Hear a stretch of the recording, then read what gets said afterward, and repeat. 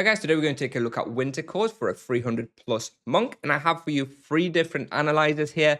First on the left is the first analyzer I got here when I hunted here at level like 300-ish, 320 or so, getting about 5kk raw with about a 700k per hour profit. The second analyzer we have here, this is once I completed charms. So this one is with charms at around level 350. You can see that experience going up to about 5.4kk raw and about 1.4k profit per hour. 1.4kk profit per hour. And here on the right, we have like a level 400 plus with charms analyzer with about 5.8 raw experience per hour and 1.6kk profit per hour. As you can see, the supplies used just massively go down. Here we've got 700k supplies per hour in this level 300, down to 340k per hour, down to 100k per hour. So obviously the supplies needed here drop down with levels and charms a lot, which allows you to make really crazy profits and also very good experience. So yeah, definitely very solid spot. Definitely highly recommended. Raw experience again starts about 4.9 or so, all the way up to about 5.8, maybe even 6kk raw at like level 500. Expected loot is somewhere between 0.8kk per hour when you start, all the way up to like 1.5kk per hour at higher levels. And like I said, with regards to the charms, here on the left, no charms, and these two, I do have charms at a slightly higher level. So just for a reference. Overall tier rating, I would give it an S minus just because the experience isn't as top tier. The profit is amazing. The experience is very good. But, you know, for a proper S tier, we need both things to be amazing. So, or one of them to be insane.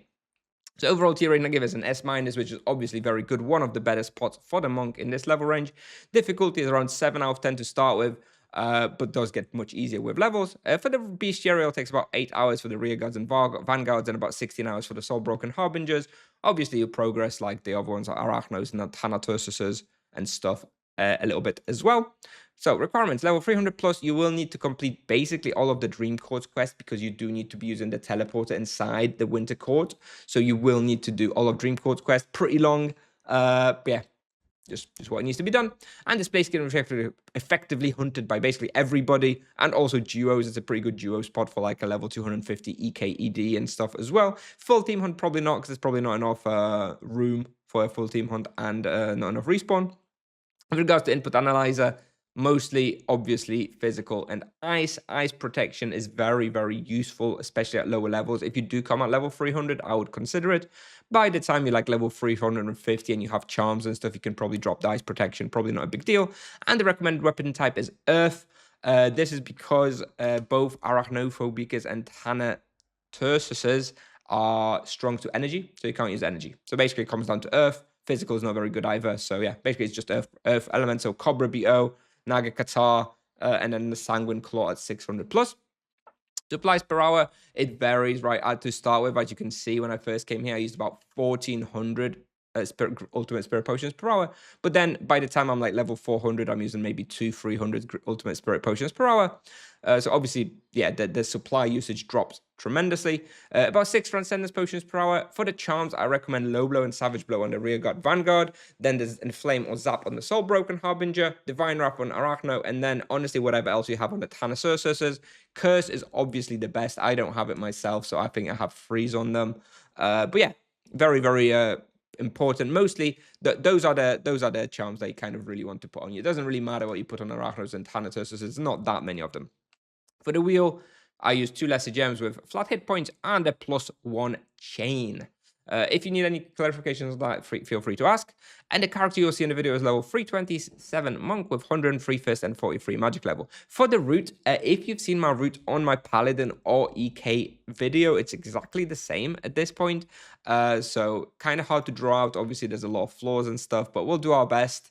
But if you know the route already from my paladin video, then you don't really need to worry about it. Anyway, you come in, we do a pull obviously on the level 0, then we go down to -1. We do just a big lap in here on -1, and you come out, you go up on 0, you know, killing all the things, blah blah blah blah blah. You go up to the levitate spot here, finish everything off. You then levitate up, and here you go up here, do a pull around here on the +1, then you go up to this, go back to the staircase, go up.